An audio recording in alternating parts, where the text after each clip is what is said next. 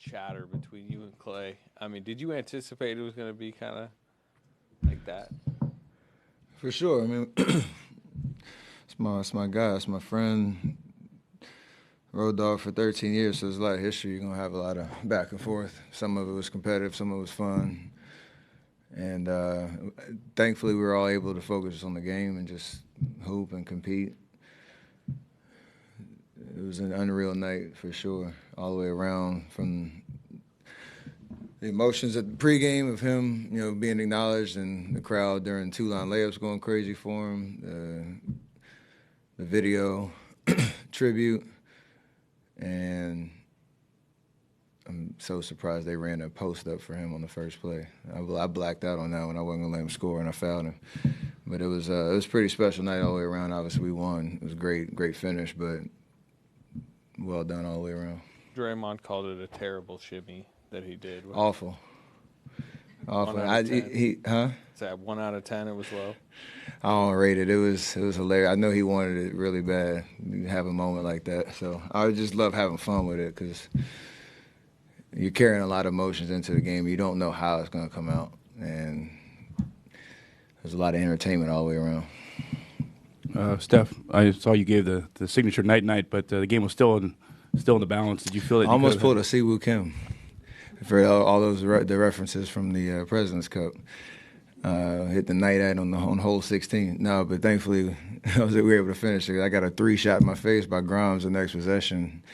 I had to go make those 2 free throws. Wiggs got a great stop, so I think it was. So, yeah, a little premature, but thankfully I'm still undefeated on the night.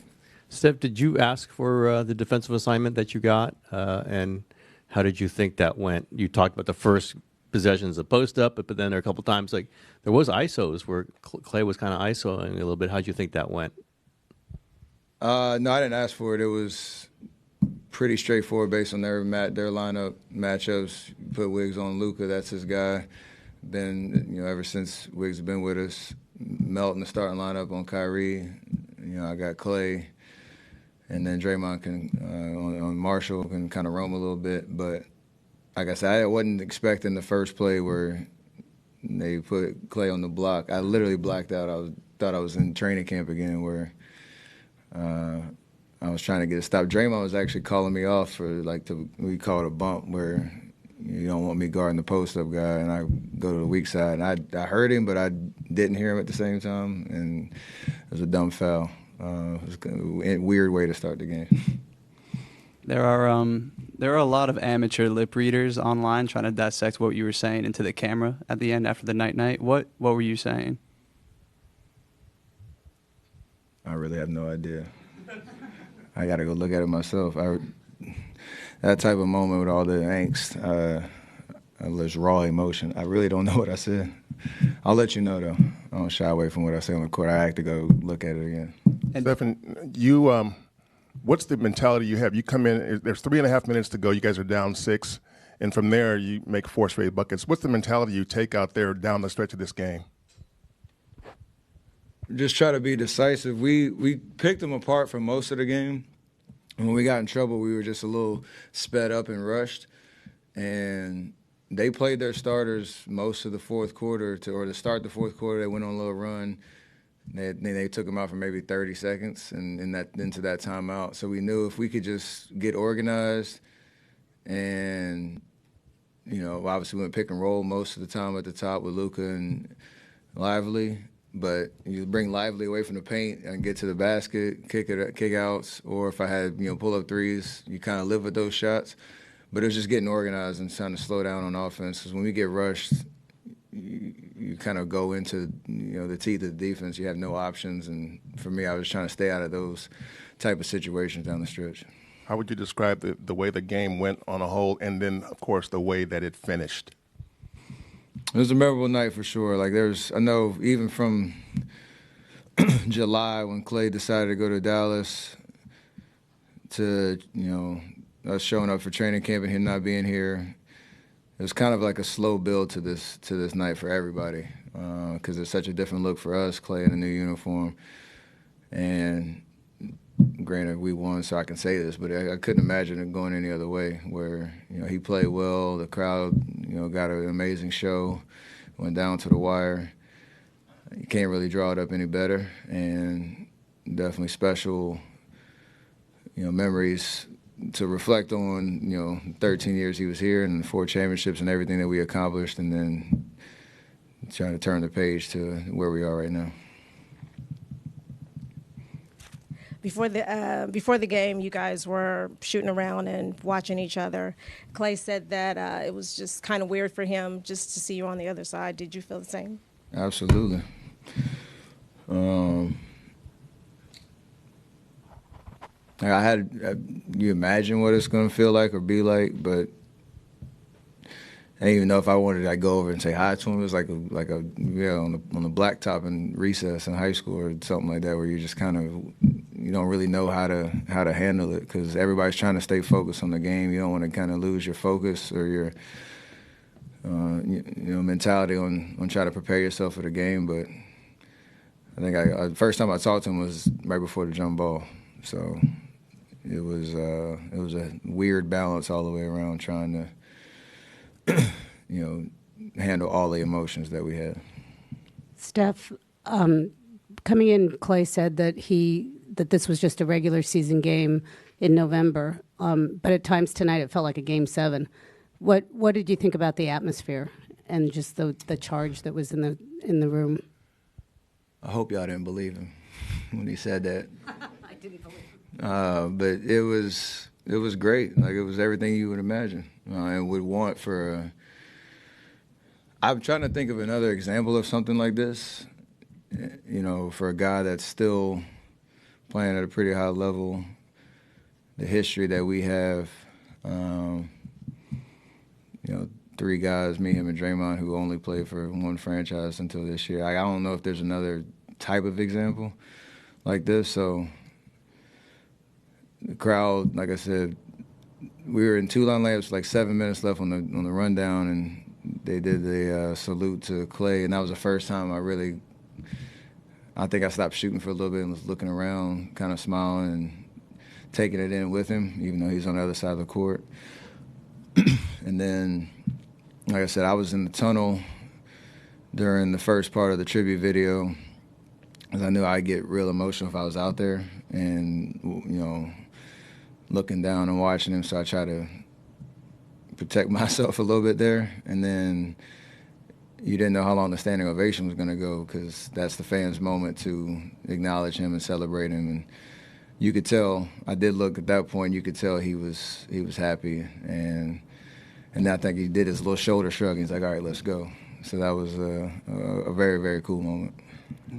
Oh, hi, Steph. Last couple of positions, they are kind of all mismatch, and you finish with ISO. Is that the team plan, or kind of you feel on fire? It's both. Lively's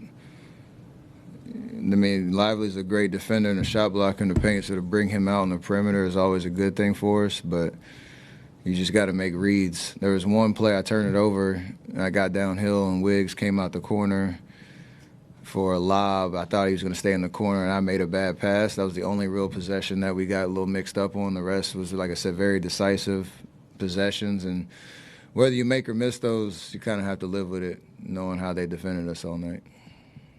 What was the conversation like between you and Klay last night, and why did you guys reach the mutual decision that your pregame speech would be scrapped? Just from my standpoint, it was more about the fans acknowledging him, and I don't think I needed to say anything to egg that on. It was pretty apparent that when we got out here, like I said, for 2-line layups and after the tribute video, it was going to speak loud enough. And so it's obviously not about me. It's about what he meant to the Bay Area, to our franchise, to all the fans that got to watch him from 2011 to this past year. And I think it was really well done from the organization standpoint. The fans did their thing, and me and Draymond got to be a part of the standing ovation that he deserved. Tim kind of eked into what I was going to ask, but had you thought about what you would have said, or what would you have said if you had to get out there at center court and address everyone? No, I didn't think about it much. I would have said just what I just said, pretty much. Like, it's about y'all. We have all of our moments, behind the scenes or between us where we can acknowledge what we all meant to each other. But you give your life to this game for, your whole career, and we've had the blessings of being able to play in front of one fan base for so long. So no words that I would have said would have done it justice. It was for the 19,000 people in that building. Steph, when this first happened, Klay going to the Mavericks, USA training camp was just starting. You were saying at the time that it would take a while to work through all the different emotions. I'm curious when you quote unquote got over him leaving, and maybe how much tonight may have helped you do that. It'll always be weird. There's nothing that can cure that, because you've heard us talk for years about all wanting to finish, our careers playing for one organization.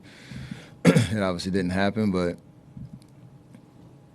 throughout this whole process, you want him to be happy. You want him to play basketball at the highest level for as long as he can, and a change of scenery is great. I know down the road, when it's all said and done and we all come back for all of the ceremonies and reveals and all that stuff, it'll be a little bit more of an opportunity to truly reflect. But I think this game helped because you can just understand what it feels like to really see him on a different team and him to, come back to a place that he called home for so long. I don't know how it'll play out. We'll play him, 2 or 3 more times, I think. I don't know, but it'll be a little bit more normal the next time. How charged up did you feel Draymond was for this game, and how good do you think he's been defensively this first part of the season? He's been unreal, truly motivated. He's moving well. He's locked in mentally. He's being the dog that he is and impacting the game on that end of the floor. I think today was no different than I felt all year. So I just understand, we were all, the only conversations we had were how do we stay mentally locked in and not let the emotions get the best of us, everything I've been talking about this whole time. So he's been all world defensively, and whether it's at the 4, at the 5, no matter who he's guarding, him talking, he's such a foundation for us to get us organized defensively, save us at times. And down the stretch tonight, it was unbelievable what he was able to do. That block on Gafford and just the emotional plays that keep us going. One thing Draymond said that helped him keep his mentals in check on an emotional night was that he watched the tribute video beforehand. Did you also do that? No, I didn't get to it. I just went into the tunnel just to kind of have my own little space to take it in. But we did talk about it enough beforehand that it wasn't like I was coming out unprepared and letting, like I said, the wave of emotions crash down. So it was I couldn't imagine a better night all the way around. And shout out to Klay for everything he meant to our organization. We don't have any banners without him. He knows that. Everybody knows that. And when I go back and watch tonight, I'll probably get goosebumps just from what the crowd was able to do to acknowledge him. Great. Thank you.